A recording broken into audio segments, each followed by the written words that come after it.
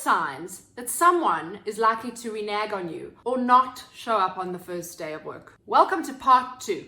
In part 1, we covered this question from a mental pulse point of view, according to the 5-pulse model. Quick reminder, the 5-pulse model describes the needs that a candidate has when considering their next role. These needs can be broken down across 5 dimensions: physical, emotional, spiritual, agility, and mental related needs. And using this model, we can actually tell if someone has a higher chance of later flaking on us if one or more aspects about the role or your organization doesn't actually meet their needs. So in this part 2 video series, we're going to look at the physical and agility pulses. So here are 10 signs that someone has a higher chance of later flaking on you.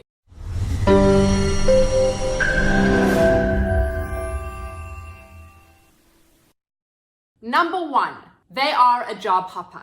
If their last 3 roles haven't kept them engaged long enough, and I would say there's around an 18-month on average turnaround time in their roles, then there's a higher chance that they will later flake on you too. Number 2, the role would be less of a progression for them, or not seen enough as a progression for them, but rather more of a lateral move.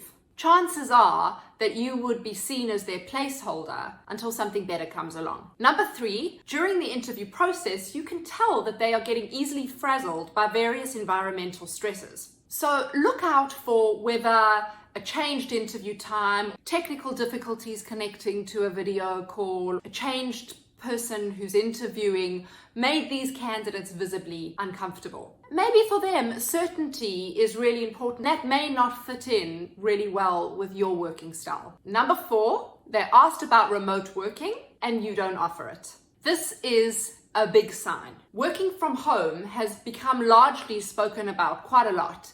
And if you don't offer it, and somebody else later down the line does, and they've asked about it during the interview process, there's a higher chance that they'll later flake on you if somebody else is offering it. Number 5, there's a certain lack of urgency on their part, almost like they can't be bothered.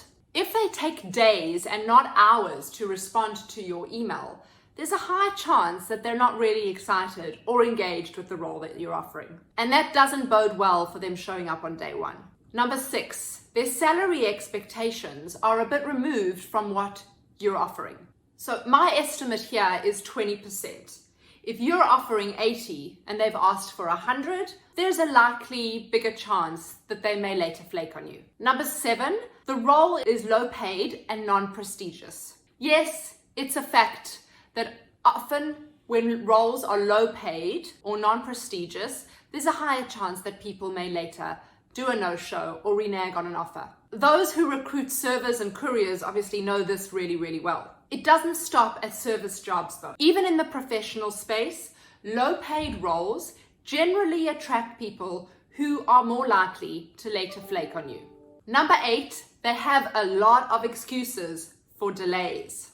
So it's not like the dog has eaten their homework, but a lot of the time those who are more likely to flake on you have excuses for why they delivered something later or why they need to reschedule. So beware the excuse makers. And number 9, there's a lack of effort in the formalities. Poor CV formatting or email typos or generally poor appearance at interviews are good telltale signs that someone might not care enough to make an effort. And number 10, and this is a big one, they are based somewhere else and they may have to relocate. This is always a big effort for people and it may face obstacles down the line, or they would need to be working remotely full-time.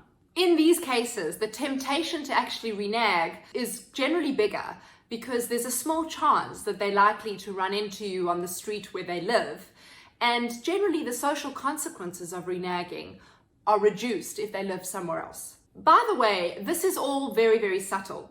You would never be offering a job to somebody who's likely to tick all of these boxes. But if they are able to tick 1 or 2 of these boxes, then it's a big sign for you to be alert and or to do something about it. The point is that once you spot 1 or 2 of these risk factors, then it's a sign for you to be alert or address these concerns directly. What are 3 ways that you can address these concerns directly? The first is to discuss this or your concerns with the candidate. So for example, you could say something along the lines of, "Hey Sue, so I'd really like to offer you this job, but I've noticed during our interaction that you've taken longer to respond to some of my emails, or there's been a bit of a delay in delivering what I needed you to deliver. So I need to see from your side if this role is something that you are really, really keen on, and perhaps understand a little bit more around what the delay was." The second is to get FaceTime with them. You can get so many more cues from somebody when you're face to face with them rather than over the phone. So invite them for lunch or coffee and see how you get along. And the third is to keep other candidates warm for as long as you possibly and ethically can.